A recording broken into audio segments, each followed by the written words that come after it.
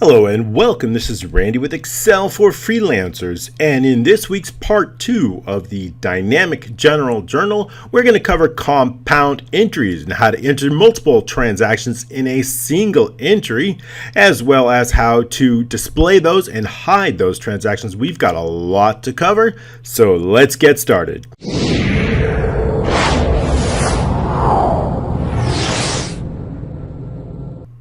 Okay, great. Welcome. Great to have you here. I'm super excited to show you the General Journal Part 2. This is going to be the final part of our accounting, but we have so much to cover. In fact, I want to build out an entire accounting application, but we're going to do that off YouTube in a private mentorship program. So I'm really excited to announce we're going to start that next month. We're going to be building an entire accounting application, including invoicing, inventory, payables, receivables, reporting, you name it. In fact, I've got a whole list I'm about to show you. So what I want to know is if you would like to join us in that program. There's going to be a small monthly cost, but you're going to get 4 videos every single month. In fact, one every single week, at least an hour long. Of course, we're also going to include a webinar. So if that's something that you might be interested in, go ahead and put your click the link below. I'll include it just to give me your name and email so that I know that you're interested.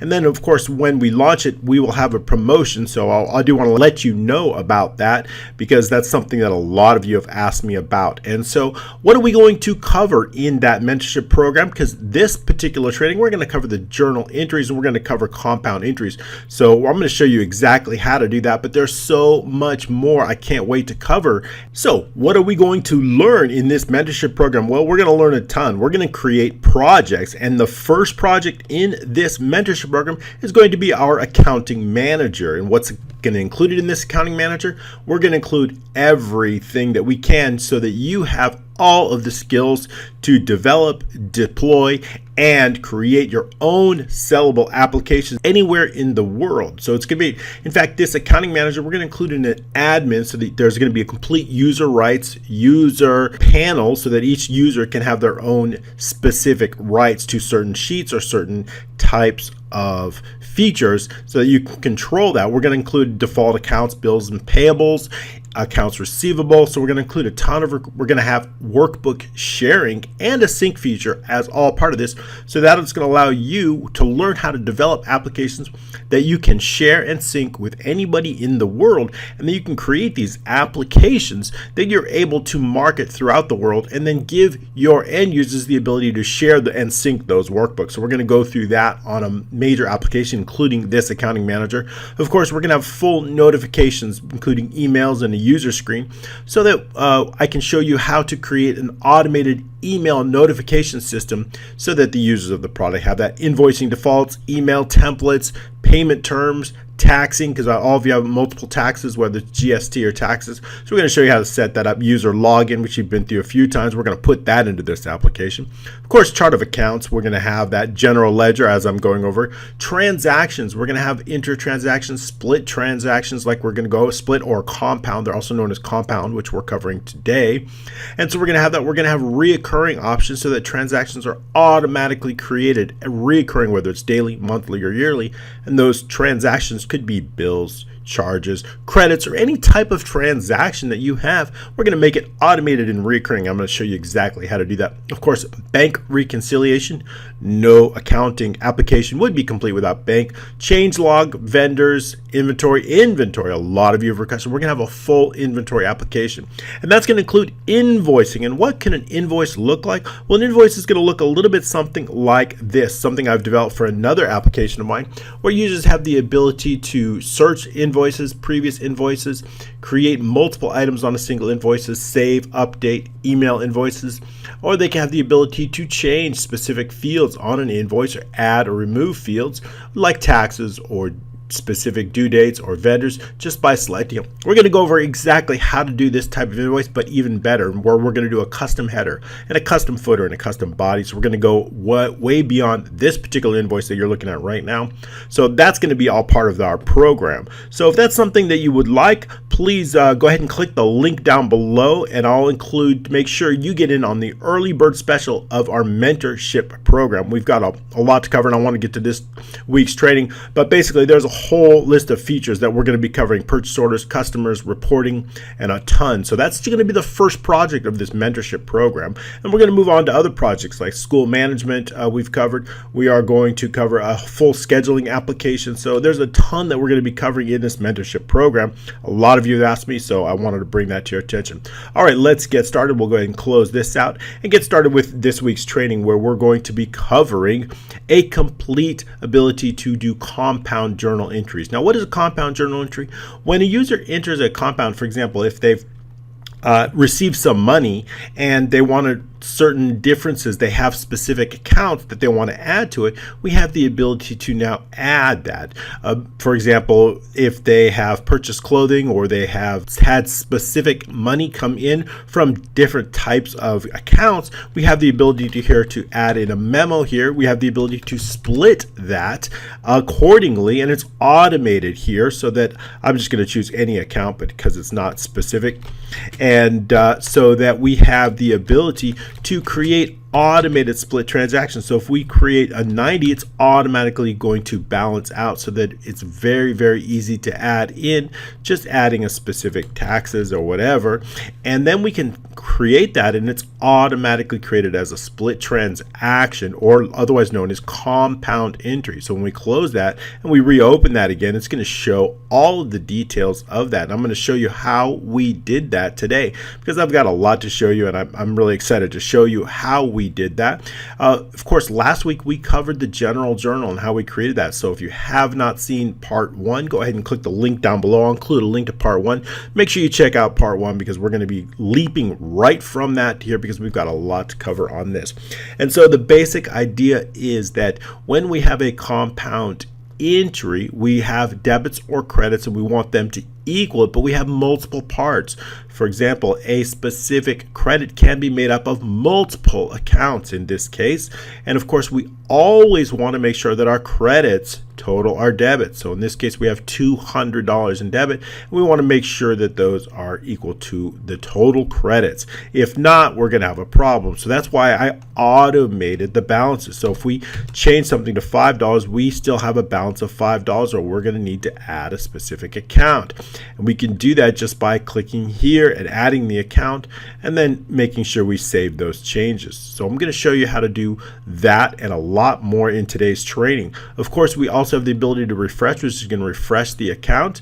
We have the ability to display and details of those accounts, whether it's a compound entry or whatever, it automatically gets updated. So there's a ton to show you in this. So let's get started. Well, the first thing is I want to display these buttons. These are the ones that allow us to expand or shrink specific compound transactions here. And we also have a conditional formatting, and we have specific range here just for the items that go under that I call those compound items.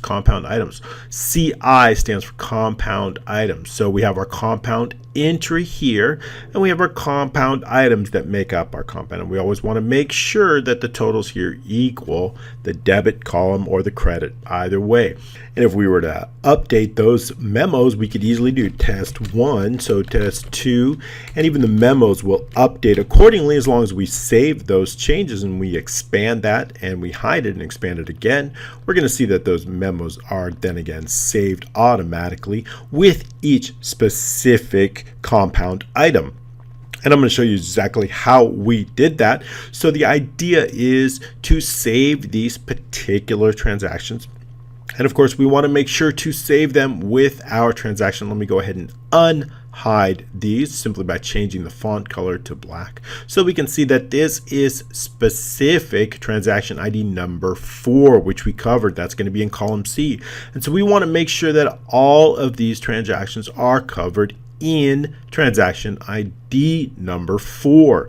And we can see in the transactions, if we take a look at the transactions, we can see them right here. Here they all are here, and they're all covered. And we'll notice that we do have a specific debit of $40 for transaction, and we have 3 specific credits, all equaling $40 in our items. And of course, we've added a new column here. We've titled a new column CI, and this is going to let us know that these are compound items. And of course, these 3 compound items go with transaction number 4.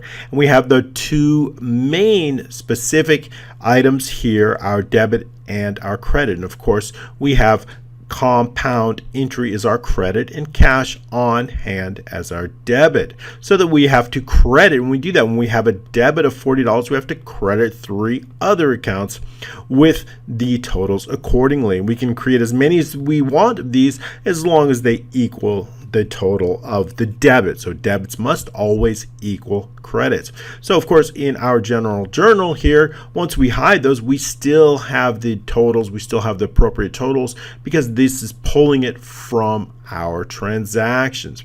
All right, so let's see. The first thing we've got to cover is I want to have the ability to display this icon here, and I want to display it for compound entries. So that happens on selection change. When we select a cell, we want this to appear, and we want it to appear basically in column E, but I want to move it over a little bit to the left. So let's go ahead and see how we did that.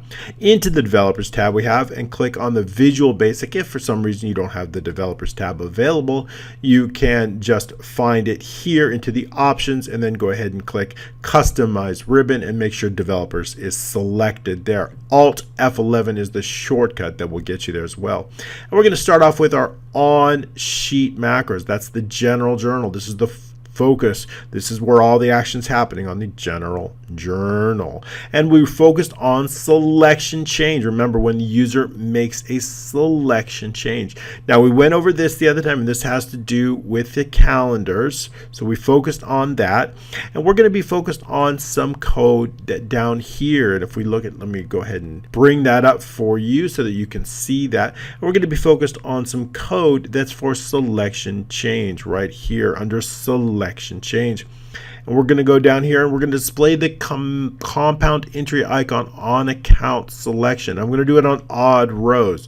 Why only odd rows? Because that's what we're going to have our compound entries. So compound entry, if we want to create a compound entry, I want it displayed on this row 11, row 13, row 17, or perhaps row 19, the odd rows. So how do we get it to display and not on the even rows? Not on the even rows. So how do we do that? Well, let's go ahead and get into the code and show how we do that. If a user makes a selection change on column E9 through E9999, we can add another 9 in there, but you get the idea. If the user makes a selection, that is one condition. If they make a condition, and what else? What other condition? And the target row, the row that they have selected, if the mod 2 equals 1, what is the mod 2? That means odd or even, the remainder. For example, if the mod 2 of number 3 is 1, the mod 2 of 5 is also 1, the mod 2 of 4 is 0, so that's the remainder of an even. So we can use mod 2 to determine if the user has selected the target row, an odd or an even row. And in this case, I only wanted to display on specific odd rows. And there's another condition, K and the target row plus not equals CI. Why is that? Because I don't want this to display on any specific item that is a sub item, that is a compound item. What is that? I don't want it to display on odd rows when we've already expanded it. 17 is an odd row, but I don't want it to display here, right?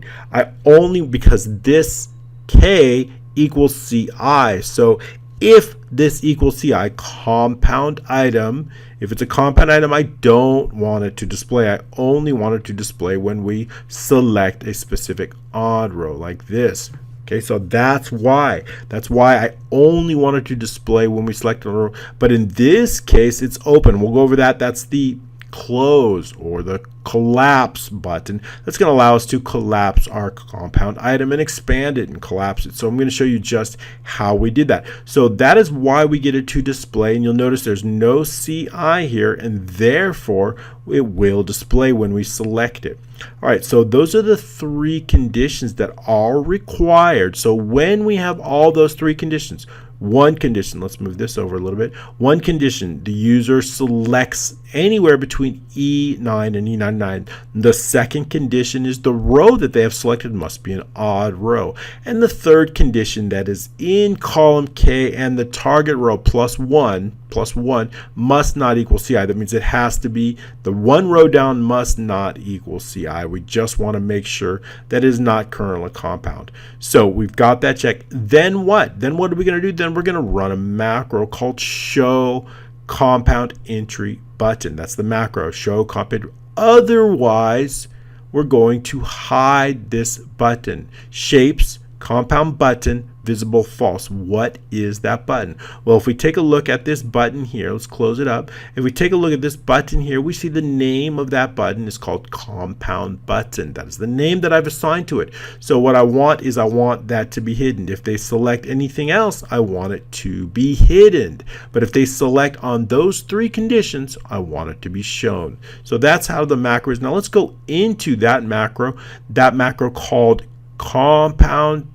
show compound entry button. We can go into that macro. I'm going to click on the definition. Let's scroll up so you can see how I did that. And we're going to show, that's the right click show definition. It's not going to come on screen. Right click, click definition. Although you can't see it, it's a bit off the screen. It just allows me to quickly go to this macro. Right click, show definition. Okay, so this is the macro, and it is located in a module called compound macros. I've got my macros that are going to focus on this compound entry located in this module. And the first macro we're going to show you is called show compound entry button. And it's just a simple macro with a few lines of code. We do need to determine the transaction row, and our transaction row is located in B2. Here is B2. If we slide over, we'll see B2 right here, and that is our transaction. This is very, very important. Regardless of what we select, regardless of what row we select, we have to know the transaction row. In this case, it's 14. That's focused on our 14 is our transaction row. So that's what we're going to focus on. That's this whole transaction here, 14. So we're going to pull that number from B2. All right, so back into the code. So B2 is our transaction row. Now with the sheet shapes, we're going to hide. If the hide compound button is visible, we want to hide that. If it's visible, we want to hide it. What is that button? Let me go ahead and pull that up. That is this button right here. You see, this is the hide button. We call this hide compound button. Hide. I want that hidden, right? I don't want to show. I don't want the show button and the hide button at the same time. I only want to display one of those buttons at a time. Therefore, we're either going to show or hide. This is the hide button. This is the show button. Okay, so I only want one to display at a single time. All right, so moving on in our code. So we're going to hide that, and then we're going to focus on with sheet one. Of course, sheet one is the general journal. That's our focus. With the compound button, we're going to do a few things. We're going to do 4 different things with this button. Which button is that? That is this button right here. Let's hide it. That is this button right here, compound button. We're going to do 4 things. What do I want to do? The first thing I want to do is I want to display it in column E, actually E. The first thing I want to do is display it in column E, here, E. And then the next thing I want to do is I want to move it a little bit over to the left, and I want to put it on the top of E and whatever, but one row down. So for example, if our selected transaction row is 14, I don't want to display it in row 14. I want to display it in 15. So we're going to go one row down from that. Column E, so column E, and then we're going to move it over a little bit to the left. And we can move it over to the left simply by using increment left and then a negative. So let's walk through that code here. In fact, let me reduce it so you can see exactly. We can look at both of them at the same time. And now I'll keep it. So you can see both the code and the workbook at the same time. And I'll slide this over here. Okay, taking a look at this code, we see that we have our with sheet 1 shapes, the left, we're going to put the left of sheet 1E and the transaction row +1. Remember, the transaction row is 14, but we want it in row 15.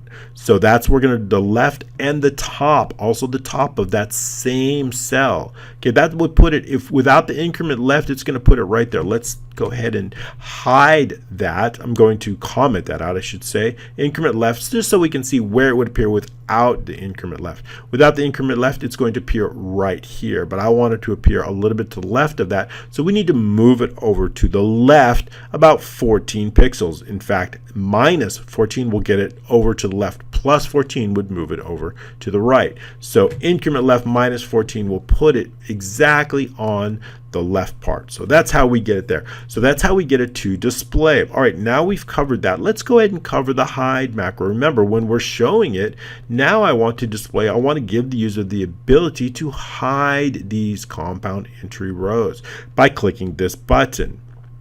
So how do we get this button to show? Again, it's on selection change. So what I want to say is if the user selects somewhere in this and there contains a CI compound entry, then in that case I want it to show. I want it to show that specific hide right here. So how do we do that? Well, let's go back into the workbook here, General Journal, and let's expand this so you can see it and bring it over. Now again, here we are, this code here, also part of selection change, but here we come to if the user selects the same range, okay, the same as the compound entry is nothing, but this, in this case, K and the target row must equal CI, compound item. It must be a compound item, just what I showed you, or the row below it must be, right? So that means if I select here, there's no CI here, but there is in one row below it. So in that case, I also want to display it. So either we select on a row that contains CI, or we select on a specific row where CI, compound item, is below that. In either of those two cases, please run the macro and display that hide macro, that hide compound entry button. And so then show hide compound. That doesn't really make sense. Hide compound button. The macro should say hide compound button. I'll probably change that. So we're going to run the macro hide compound button. So otherwise the shapes hide, otherwise this shape is not visible. So otherwise, if those conditions are not met, hide the hide compound button, hide that button. So let's go to the macro show hide compound button. It doesn't make sense.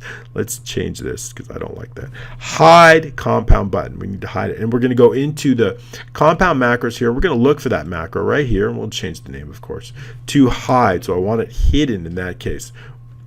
So that macro is going to call hide. And what are we going to do with that? We're going to do essentially the same thing, except we're going to just do the opposite. In this case, if the compound button, the visible one is displayed, then we want to hide it. What is that button? That is this button. If this button is displayed, I want to hide it. So that's the first thing I want to do. Secondly, I want to show the hide button, and I want to display it located here in column E, moved over to the left. Same location, different button. All right, so here in the hide, with the hide button, this time we're also going to display it in the transaction row +1 on both the top and the left, and the increment, and of course making it visible after that point. Same thing here, visible is the last step. We want to make sure that's visible. The first three are positioning it, the last one is actually making it visible. So we have those 4 items, and that's how we make it hide and make it show. All right, so let's go into the macros that actually make this work. So how do we get this to hide it? How do we get it to hide it? First, we're going to show how to hide it, and secondly, I'm going to show you how to display it. So the first thing I want to do is there's a macro attached to this. So if we click on it, it's actually a group, so I have to click on the individual item to see what macro is assigned, right clicking here and going into assign macro, we're going to see that there's a macro called compound entry close. We're going to look for that macro, compound entry close. That's the macro that's going to allow us to close, and basically it's going to delete these lines. That's essentially what we're doing, is we're deleting these lines. And so how do we do that? Let's go into the VBA and look for that macro, and we'll see that that one's called open, this one's shut, and this one here is called compound entry close. So this is the macro we're going to focus on. And so essentially what I want to do is I want to determine the number of rows that are contained in this compound entry, the number of compound entry item rows. In this case it's 3, and I want to hide those. In fact, I want to delete those. So I just want to delete them, just like this. Right click, delete. That's all we're going to be doing. Just like that, but I need to know how many rows, and then we can add. So all we're going to be doing is deleting them, and let's take a look at how we go about that. All right, so the first thing in this macro is we're going to determine the transaction row. As long the CI rows, those are the compound item rows, I need to know how many rows to delete. So of course we need to determine the CI rows as long. And of course found C is range. And we're going to use that. I need to look for the specific rows. I need to look for, why do we need found C? Because I need to find where the next blank cells. How do I determine how many? Because I'm going to look for the first blank cell, and that's going to tell me how many are available there. Because I'm going to start from here, or I'm going to start actually from here, and I'm going to look all the way down. I'm going to find the first blank, and then I'm going to subtract. So if the first blank is 19, and I know my first one is on the 16, all I need to do is make a simple subtraction to determine exactly how many compound item rows there are. So we're going to do that, but we're going to do that within VBA. So we need to determine how many of those. So found blank, we'll use that. And so if B2 equals empty, then exit sub. B2 determines our transaction row. So if that's empty, we certainly cannot go any further, so we will just exit the sub. Otherwise, our transaction row is going to be B2. We went over that. The transaction row we know is always going to be, we're going to set found C. In fact, we probably don't need this line. That's something I was going to add in. So in fact, I'll remove that. We're going to just look for the blank. Originally I had these marked as CE compound entry, but we're not going to do that. So I made it even simpler. We're just going to look for the first blank row. That's it. So that's all we need to really focus on in this code. Found blank is going to equal K and the transaction row plus 2, right? So this is our transaction row, B2. Remember, B2, our transaction row is 14. So our starting point to look is going to be our transaction row plus 2, which means our starting point is 16. That's our starting point. And we're going to look we'll just add a large number. We're going to add our range is K16 all the way to a large number. And all we need to do is find the first blank cell. I need to know that row. That's what I'm looking for. So we're going to use the find to do that. The first thing you do when you have find is you have to set your range. Our range starts at K in the transaction row plus 2. In this case, it's K16. All the way to a large amount, right? So that doesn't matter. We just need to make sure it's a very large range. And what am I looking for? The first thing I'm going to look for is I'm going to look for a blank cell, blank. And we're not going to be using that. We're going to look after the first one, so there's nothing after that. And we're going to look in the values, and we're going to look in the whole, and we're going to search by rows, and we're going to go next. In other words, we're searching down. By rows, searching down. So that, once we have that, we're going to determine our first blank row. We can get rid of this. Okay. So now we say if not found blank is nothing, because we're not going to use found C. We don't need that. That's old code. No need for that. We're just going to search for the blank rows here. So we can remove that, clean it up a bit, and we can make this a lot simpler. All we need to do is just keep one row here. And so we'll go over that. If not found blank is nothing, right? As long as it's found, double negatives cancel each other out, not and nothing. If it's found, then the CI rows, the number of rows, equals the found blank row minus the transaction row minus 2. What is that? Well, if the first blank row is 19, and we know our transaction row is 14, right? We know that. The first blank row, 19. What is the first blank row? It's this right here, found blank dot row. This, in this case, it's 19. Minus the transaction row, which is 14. So that gives us 5. Minus 2 is equal to 3. That is going to give us, this is going to give us 3. 19 minus the transaction row of 14 minus 2 is going to be equal to 3. That is going to get us the number of rows. Now we know the number of rows. Now it's just simply a matter of our transaction row plus 2 is our starting point and our ending point, and now we can just simply delete those rows using VBA. So let's go ahead and continue on down so we can see just how we did that. Next up, we want to hide. We no longer need the hide button, so we can hide that button. That's the hide button. We can hide that. And next up, with the shapes, we can then show the compound button. So basically, when I delete it, when I hide it, I want to show this button and I want to delete the rows. So we want to display the show button and then hide the rows. So you see that? Basically, we're just showing one button and hiding the other. All right, so now the next step is when we hide it, we show this button, compound button. We want to show it right here. So that's how we do it.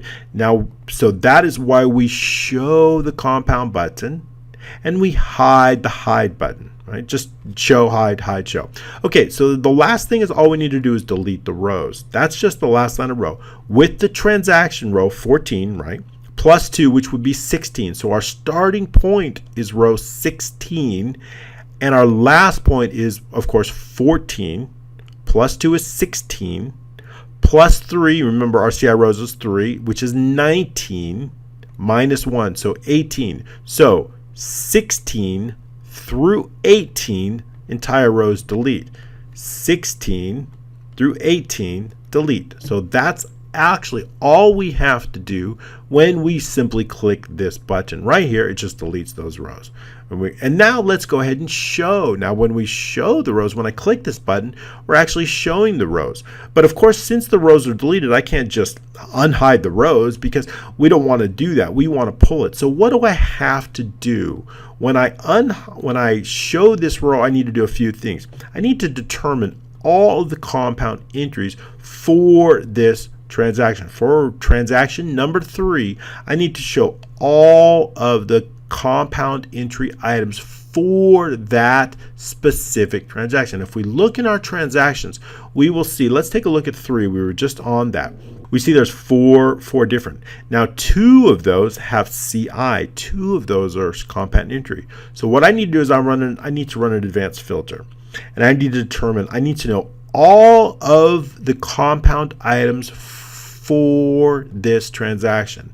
All we need to do is run an advanced filter. And what would an advanced filter? So first we put in our criteria, and our criteria is right here. So we would put in our specific criteria. We know we're focused on transaction number 3, and we only want to see compound items that have CI. The rest of it is based on the dates, which we know last time, the debit account or the credit account. So I want to focus on a specific transaction and only those items that are marked with CI in the transaction. Then what I want to do is I want to bring my results all into here, and I want to take those results, I want to take all those results and bring them right here into these 2 lines of rows. And then I want to add 1 row so the user has the ability, if they want to add the ability, let's say they want to add more onto that, let's say they want to make a 3 and they want to add additional onto that, they can also add additional onto that. So we've added 1 row just in case they want to do that. Of course, you wouldn't use the same account, but it gives you an idea. And so when you save that, you want to update that as well. So we want to be able to do that so that the user has the ability to add items just like that. So how do we do that? So now if you look in the transaction, you'll see there's more, right? We just added another one. Of course, that's going to be down here at the bottom here, but it's here. As long as it's here, we'll see that, oh, we've resorted the list. Now we have more that we done. We added an additional one, but here, because we did resort the list, I forgot, it's been resorted. So now that they're all together, so now we have 4 items. So all we need to do is run that advanced filter using the criteria that I just explained, bringing the results into the advanced filter, and of course now we have 4 results into the advanced filter, and then bring those in. So we're going to go ahead and show you exactly how we did that through VBA. And we used another macro, and this one is going to be called compound entry open. But there's a few caveats here, some things to watch out for. And what is that? When we're opening a macro, there might be no specific transaction. Hide that. When we're opening, let's just say we create a new one, it's also going to be open. And we want to create a new transaction. We'll use the same account. And let's say we want to have 500. And I also want to run this macro to open. Let's say we choose compound entry. And when we choose compound entry, I also want to open it, but there's nothing available here. There's no items because it's brand new. So that as well. So when I want to open it, I want to have the ability to open it, but there's nothing here. So we do want to differentiate between a new compound entry, new, which would be nothing there available, it hasn't been created yet, or an existing one that has been saved already. So we need to differentiate between those two. And so I wanted to show you how that. So we do need to differentiate in the macro. Is this a new transaction, meaning no specific transaction ID, or maybe it has a specific transaction. So we're going to use the transaction ID to determine if it's new or if it is existing. So keep that in mind as we go through the macro. So let's run through that macro. We're going to know, of course, we have to know the transaction row. That's going to be long. We have to know what that is. The last transaction row, we're going to run an advanced filter, of course, so I need to know the last row of our transactions. In this case, the last row is 29, but we need to determine that through a variable as well. So we do need to know the last transaction row so that we can run that advanced filter. All right, so we continue on the last filter row. Of course, I need to know the last filter row and the last results row. Those are both important. And the number of CI rows as well. Those are the compound item. I need to know the number of rows when I bring them into the main. Okay, we're going to focus with sheet 1. B2, of course, if B2, which is our transaction ID, if that's empty, we are going to exit in case that means there's no selected transaction. The user hasn't selected any specific transaction, so there's nothing to do. All right, so the transaction, of course, row is in B2. We did go over that a few times. Next up, we need to know, is this a new or existing compound entry? Remember, we just went over that. If C in the transaction row is empty, then it's a new transaction, or in this case, if it's not empty, it's an existing transaction. Let's just show you that one more time because it can be a bit confusing. If C, here's the transaction row 20. In this case, it's actually 16. If it's empty, that's a new. If it's not empty, it's an existing. So in this case, it's not empty, it's existing. So when we click it, we need to know, does it have a value, does it have a transaction, or is it empty? Okay, so those are the two differentiators. That's that if statement right here. If C in the transaction does not equal empty, then it's an existing. Then we're going to do all of this. Otherwise, else, it's a new compound, and we're going to do this. So we're just going to do some different things based on whether it's a new or an existing compound item entry. All right, so let's going to start out with if it's an existing. If it's an existing, the first thing I want to do is I want to add in sheet 3, I want to add in our transaction number. What is that? Of course, this is sheet 3, our transaction, and I need to add in the criteria. That's how we run our filter. But the first thing I want to do is in P3 and P4, two of those, because we're running two different types of criteria, in both of those I want to add the transaction number. And where does the transaction number come from? It comes from right here, which is C and the row, C and the transaction row right there. All right, so I want to add that, and I want to put it right here. We could do that with just the line of code right here.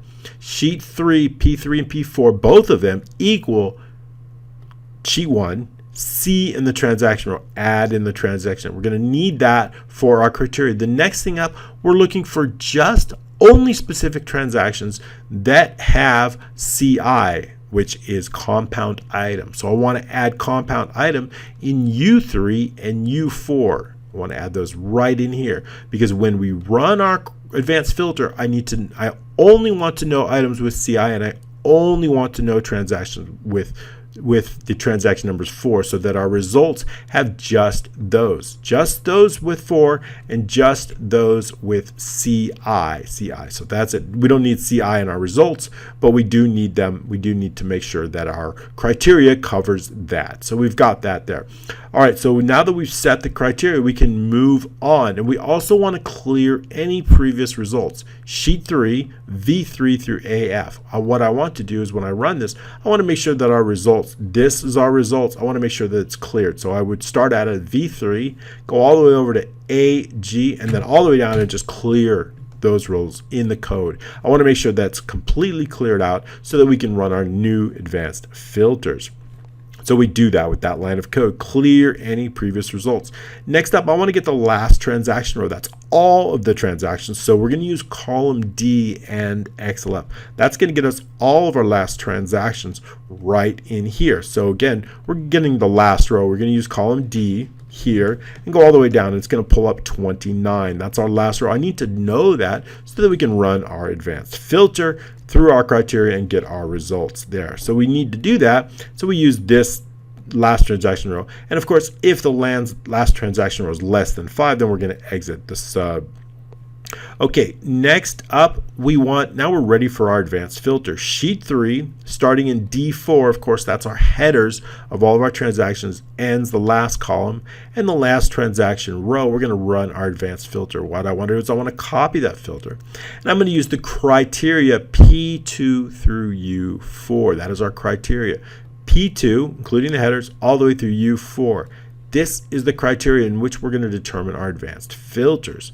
And of course, our results are going to be all the way through V2, all the way over to AG2. That's our advanced filter. That's where our results are going to go. So again, we're going to copy that to range V2 through AG2. And unique is false. We may have very similar or same transactions just in case. So I want to make sure that this is false. So we are going to allow duplicates in this case. All right, so now that we've run our advanced filter, now that we've run it, I want to get the last row. So let's run it again so we get some data in there. And there we go. Now we've got some data in there, and we can see here that I need the last row. In this case, it's 5, the last row of our results, just to check to see if there actually was any data. Of course, if the last row is less than 3, that means there is no results. So we do have to check for that. And so we can do that with this line of code. If the results row is less than 3, we're going to use column V. That's going to determine our last results row. And then we're going to run a check. If the last results row is less than 3, then exit the sub. We don't need to do anything else because there is no actually results, no data. So assuming it's less than 3, we can. But assuming it's more than 3 or greater, then we can continue on. Now we can determine the number of rows, the number of compound item rows, CI rows, is the last results row minus 2. So we know the last results row, in this case it's 5. If we subtract 2 from 5, that is going to get us 3, which is exactly the number of compound item rows that we have. So we need to know that because I need to know how many rows to insert here. In fact, I want to insert 3, and then I'm going to add a few more just so the user can enter additional. So we're going to add in the 3 plus a few more, 1 or 2 more depending upon odd or even rows. It keeps it nice and straight. All right, so we've got that. Let's go ahead and hide that. We don't need that. And we can hide that so we get everything cleaned up. So we can then move on to our code. So we have the CI rows. We know how we get that. So now transaction row plus 2 through transaction row plus 2, the CI rows plus the mod. What is all of that? Well, what I want to do is I want to add even rows. I want to keep it nice and even. So I may be adding 1 row. I may be adding 0 rows onto that. Why is that? Well, I just want to keep it even. So in other words, if we've expanded and we see that we've added 3, I want to add 2 more to make it 5. Want to keep that even, so we've done that just in case. So we created that, and that's going to create a nice few different rows so that we can add, users can add on additional items if they need. It gives them space. Okay, so we're going to start out, we're inserting rows now. So we're going to start out at row 16 plus 2. That is our starting point. So 18 is our starting point, and we're going to insert the number of rows, 3 plus 2. So that insert row inserts those 5 rows. This right here inserts, entire row insert is going to insert all the rows that we need. In fact, it's going to enter a couple more. Next up, what I want to do is I want to copy and paste. Copy and paste. Let's move this over so we have a little room. I want to basically take the information in our results and I want to add in, but I need to know if it's a credit or debit items. So for example, we may be adding in debit items or we may be adding in credit items. In this case, we are adding in credit items, So that means they're going to go here into the credit. So, but it's possible that we might be adding debit items too. So we have to run a test. Are we adding in debit items, which would have a balance here, or are we adding in credit items, which would have a balance here? So, of course, we always need to make sure that our credits and our debits total up. So we do need to run a check inside the code.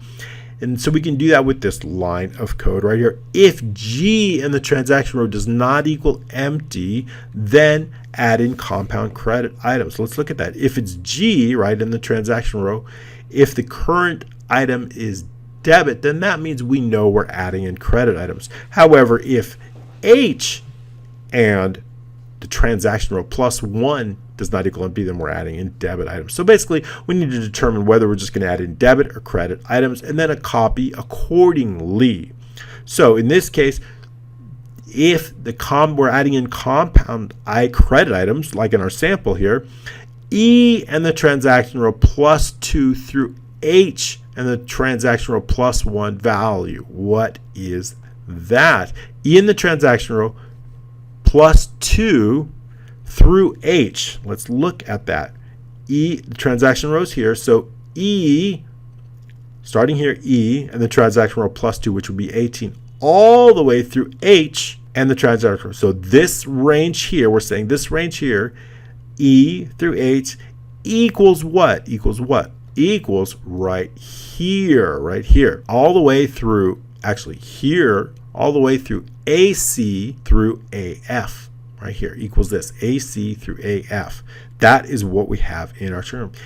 E equals X equals AC through F right here, AC through F. That is what we're going to equal. So those 3 rows, we always determine the number of rows. We have that correct. So it's going to straight value to value. Otherwise, if it's debit items, E through H plus 1, E through H plus 1 equals X3 through AA equals X3, which would be the other result, which would be right here, X3. So we're either going to copy over this or we're going to copy over this.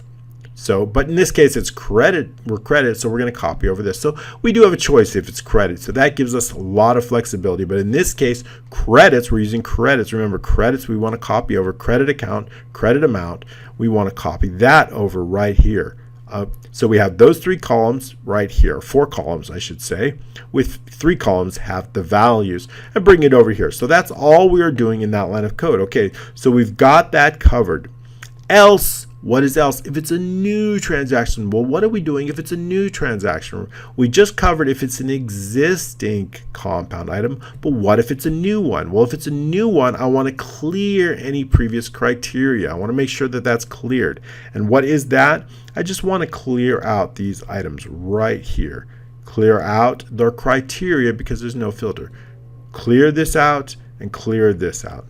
Right, because it's a brand new. So we want to make sure that if there's any previous criteria that it gets cleared out. So we covered that. That's why I want to do that. Next up, what we're going to do is we're going to insert some blank rows. And what kind of blank rows? In fact, I forgot to tell you one thing here. Compound range. We're going to copy this. What is that? Let me show you what that is. That is a sample range. That is a sample range. You see how it's all got this blue? Where do we get that blue from? Let me show you right here. This is just a basic range right here that I've titled compound range. So each time I take this range And then of course it includes the CI, and I just copy that over into the rows right here. That way, when we insert rows that has a specific format and value already, it's got that. So all I do is take that. So I copy that, a named range called compound range, and I copy that. So let's look at that in the code. So up here, I do the same thing. First, I take this range and I copy that range. And then what do? I put the destination right here, which is all of our rows. So first we take the copy and paste our compound range from the template and paste it in. So that pastes our template in. No values, it just, except for the CI, it just pastes it right in here to all of our rows. So that's how we get that. In fact, let me stop it right at that point just so you can see what it looks like up until that point. So we will go ahead and shrink that, and then I want to expand that just so you can see what it looks like up until that point. Okay, so we've stopped the code at that point, and you'll see there's no data in here, but all the values, the CI values plus the formats are all here. So we've stopped the code just before the values come in, so you can see how they're all formatted accordingly, taking this format right here and bringing it into all of the rows here. And now we can continue on with our code here. So I've just stopped it so you can see how that happens. And now, of course, all of our data is in here. Okay, so let's continue on with if it's a new transaction. If it's a new transaction, what happens? In this case, it is let's hide this or delete it, and let's take a look at this new transaction. This is a new transaction. It's not been entered. If it's a new transaction, what do I want to happen? I want to do a few things. I want to enter 2 blank rows, and then I want to take whatever balance is here and put it here. Or if there's a balance here, I want to put it here.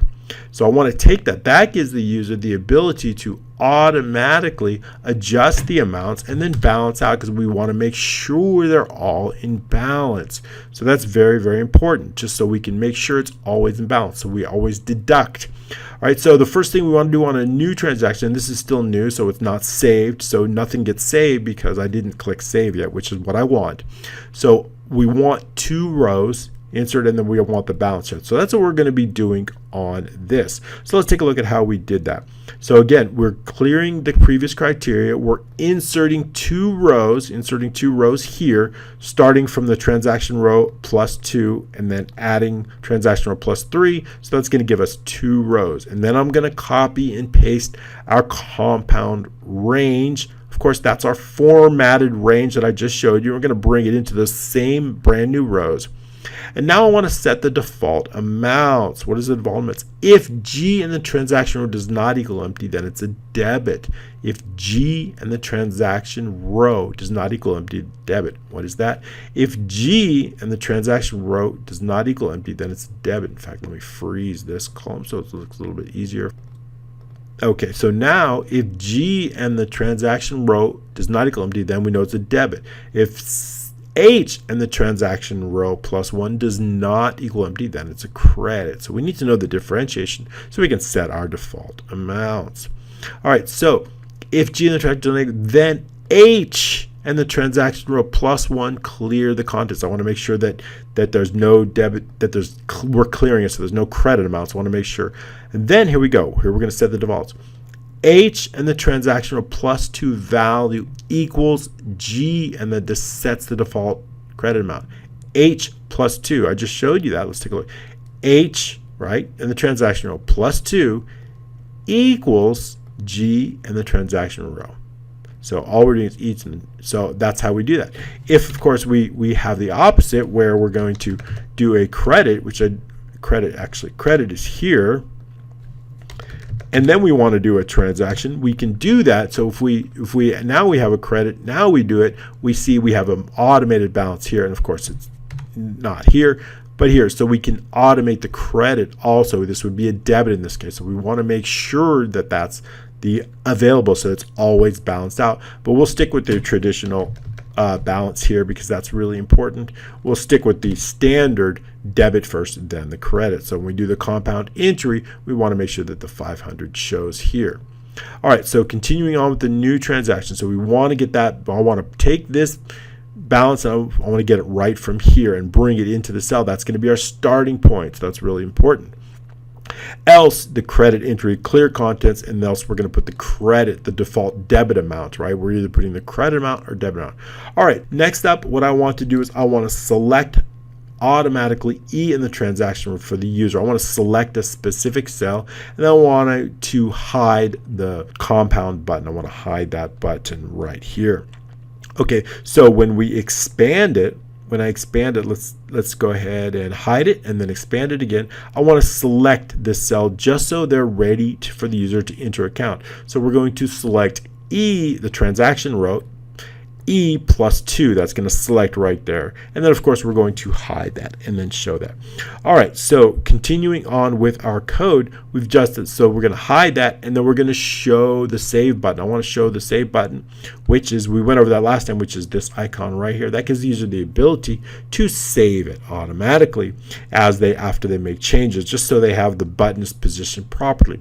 All right, so that is exactly how we hide and unhide. Let's continue on with a little bit more code. Obviously, when we save transaction, we now have to check to see if it is a specific compound entry transaction. Here we need to know if we're going to be saving this transaction, I need to also make sure we saved any changes or save any new lines continuing on with this compound entry. So we need to save these as well. So let's go ahead and see how we did that into the module transaction save module here, and we can look up here. So we've added a little bit of this. Next up, the first thing I want to do is I've added some additional information. I need to determine if it's a compound entry or not. Now we went over this save last time, but we've added to that, so I'm going to go over those changes. But now I need to determine if it's a compound entry or not. If sheet E and the select row does not equal compound entry, then it's a simple journal entry. E and the selected row. Let's take a look at that.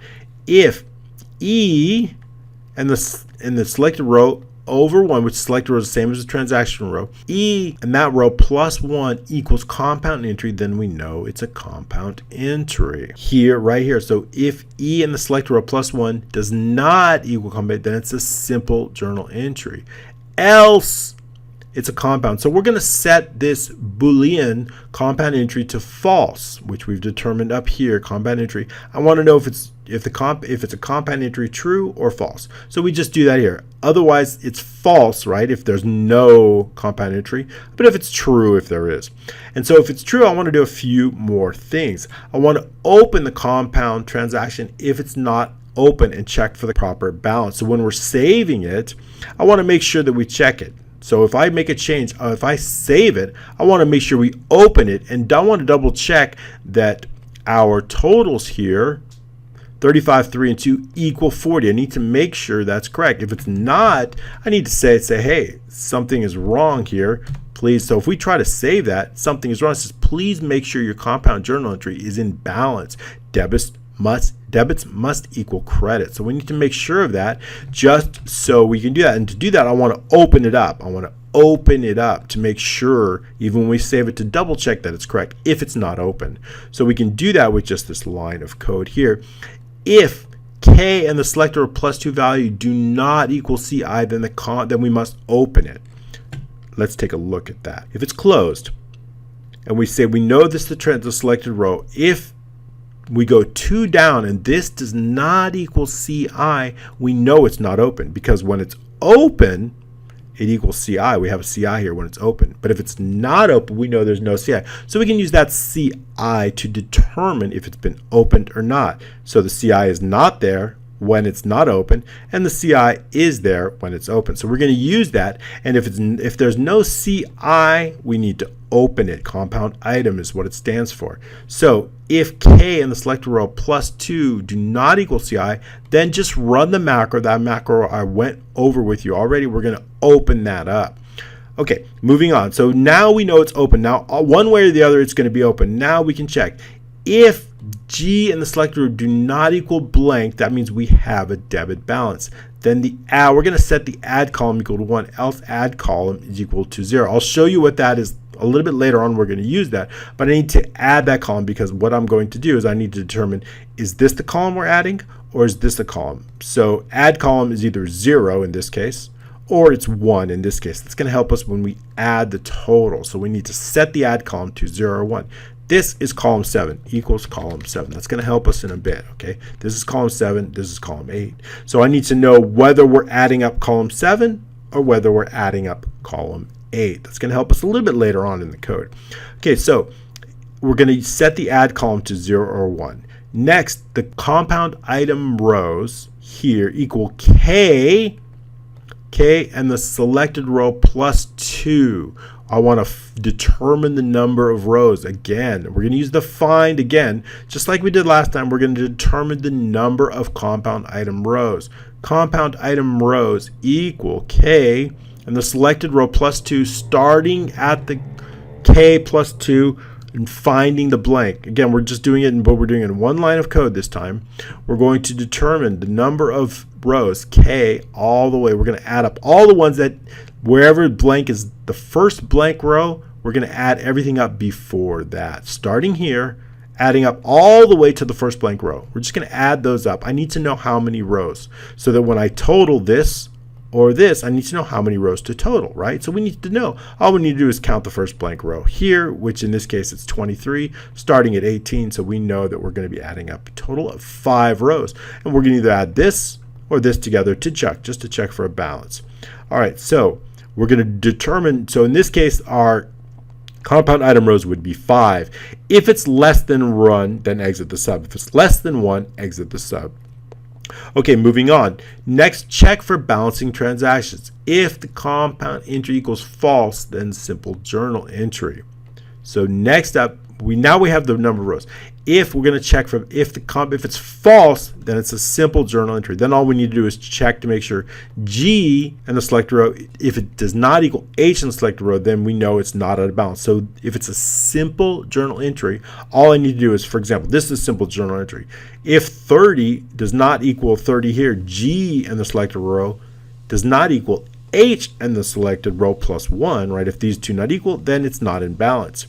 However, if it's a compound, that means that G and the selected row does not equal H, and all these sum up then. So it's just a bit different based on whether it's a compound or whether it's a simple. So we need to check both of those. All right, moving on in our code. So we know if it's simple, we can do that. Else it's a compound entry. This is the check for balancing transactions.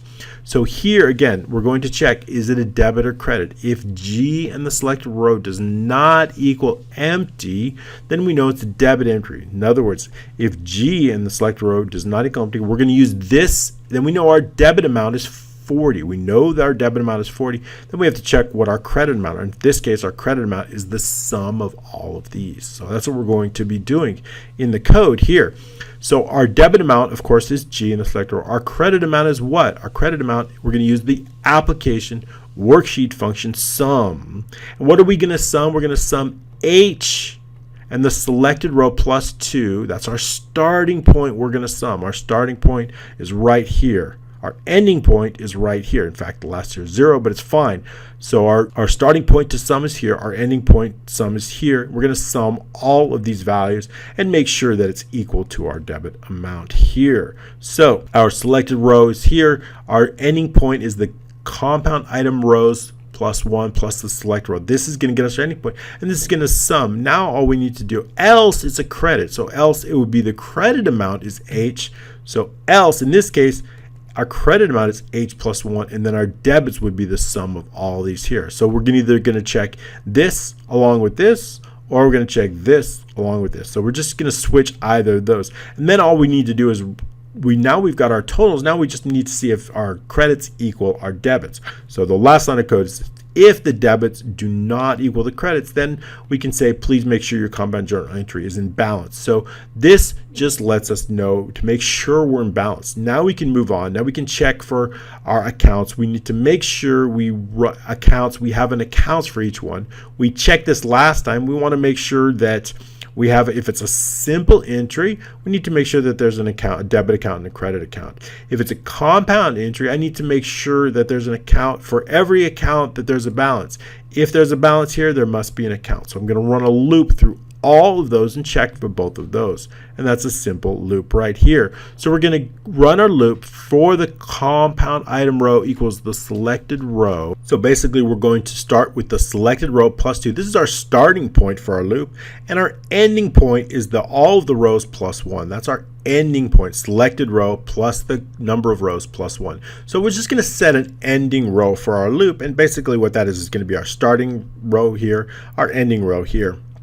And we're just going to run the loop, and if there's a balance here, we need to make sure there's an account here. That's all I'm going to check to make sure. If there's nothing here, it wouldn't be important because that's not going to affect it. So we just need to make sure that those. So we're going to do that with this line of code. If the cells in the row plus the add column, remember I told you we're going to use the add column, so it's either 7 or 8. We don't know which one we're checking, but this covers both. This covers both. So either we're going to check this and this, or we're going to check this and this. Our add row is going to tell us whether we have balances here or balances here. In this case, our add row would be 1 because we're checking it in column 8.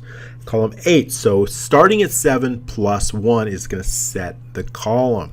Our row, we know our row is going to go from, our row is going to loop. Our column is going to be 7 plus the add column. So add column is either going to be 0 or on debits or 1 on credits. So our column is probably, in this case, it's 8. In this case, our column is 8, which is here.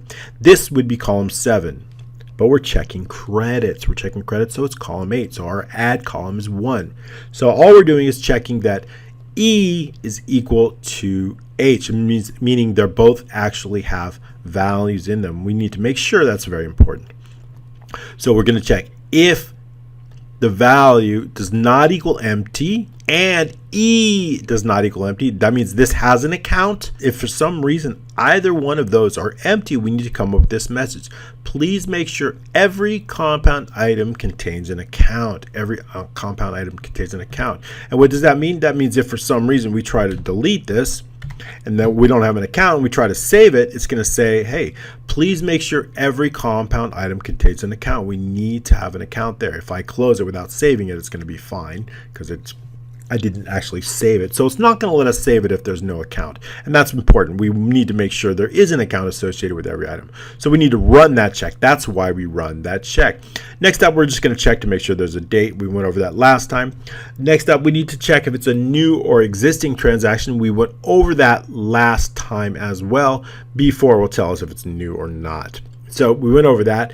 All of the information we went over last time, all that this does is take all of our normal transaction information, which is here, dates, transaction number, debit or credit amount, and brings it over into the main transaction table here, or it updates it. It updates it or it puts it in. So there's no change there. And of course, however, when we do get down to the new items, we went over all this last time. However, here we have add in compound entry items, new or existing. This is brand new. So we're going to go over this now. The rest of this is old. We went over it last week. Now, if the compound entry is true, then we're going to run a loop to add or update the items. How do we know if there's an update or added or updated items? We know by looking in the code here. Under here, we're going to bring in the row of the database, 25, 26, and 27. Those are the rows of the database. If there's no row, for example, 25, 26, and 27, let's look at those rows here.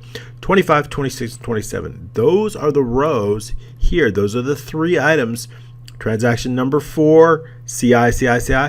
Those are the rows that get put in here. And we know I'm taking these rows, I'm bringing them all the way into our results, and then I'm going to take those results and I'm going to bring them all the way into here. That way, if I make a change to this account and I save those changes, then I know what row to put it. I know it's going right in row number 26. I know exactly where it's going, so that when I look back on 26 here, I know that change is automatically going to be changed here in the credit account, automatically, because I got to bring that row over. I've got to make sure that it's put here using the row formula. I've got to make sure that the row is brought into the results here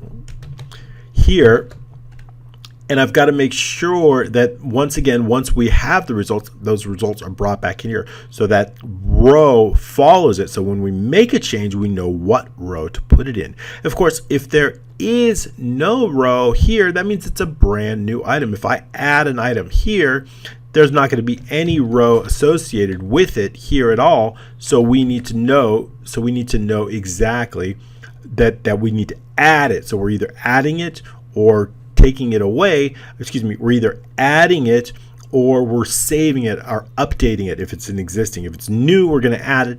If it's existing, we're going to update it. So we need to do that inside the code as well.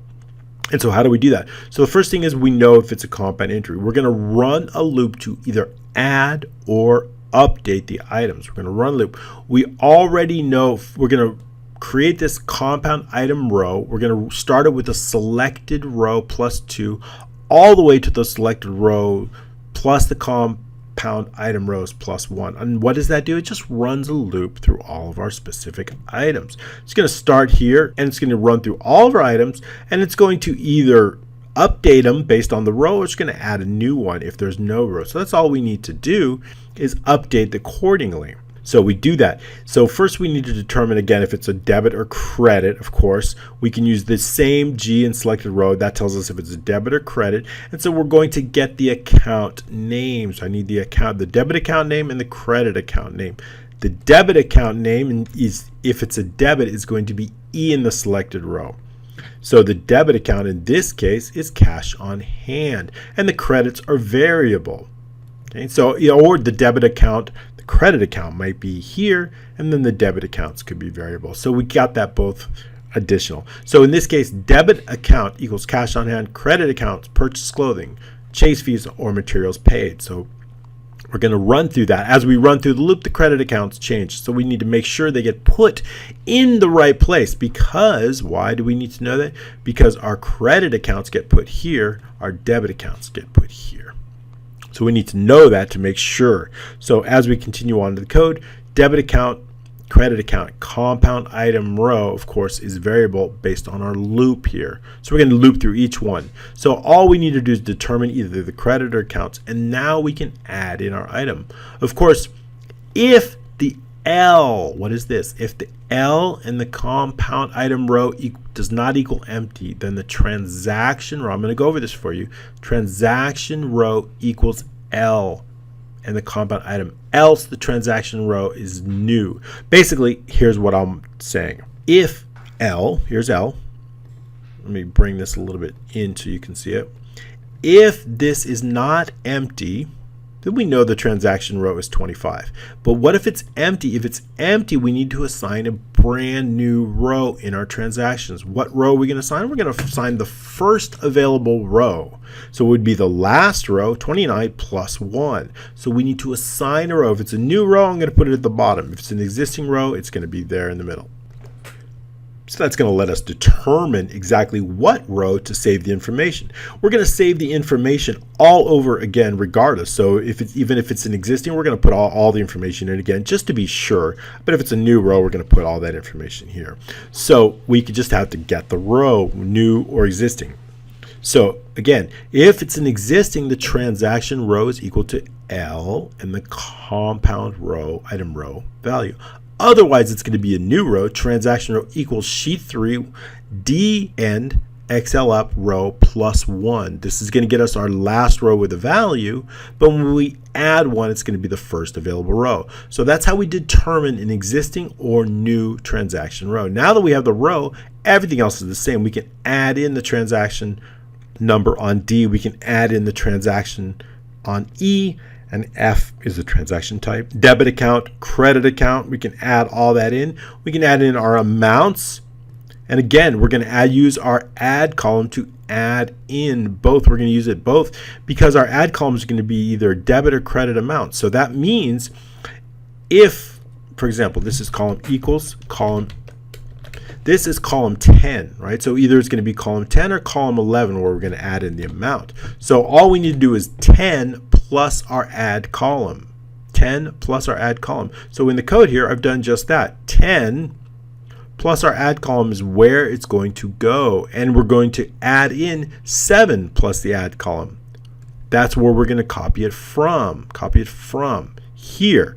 So if it's 7 and our add column is 1, we're going to copy this. If our add column is 0, we're going to copy this. So all we're doing is just basically using a variable to know which column to copy from here and which column to bring it in to right here. Which column to bring in right here. So that's how we do it with the add column. We just need to know to bring that information in.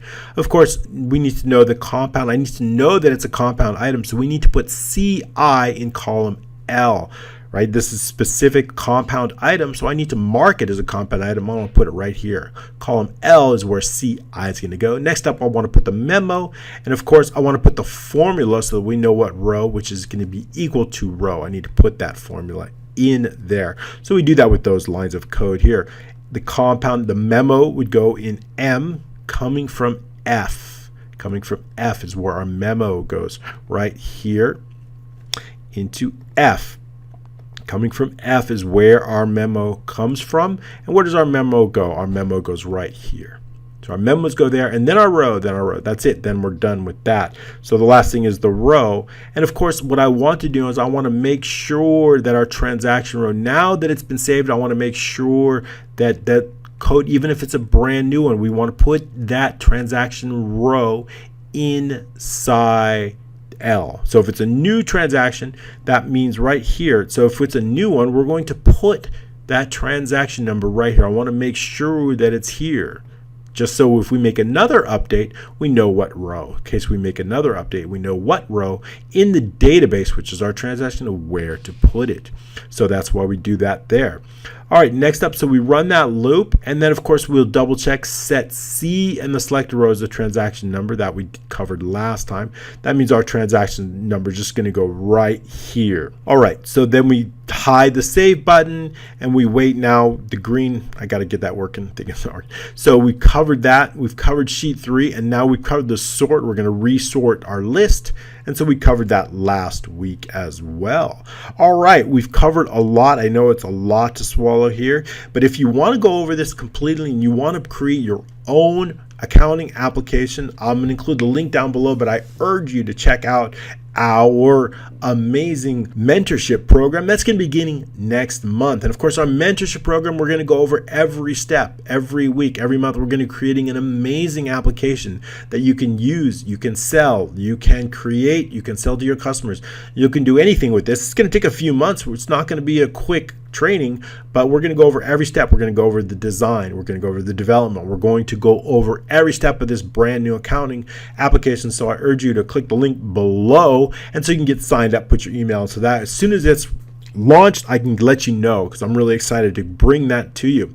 All right, thank you so much for joining me on this amazing training. We covered a whole lot on how to create compound journal entries. Thank you so much for joining me, and we'll see you next time.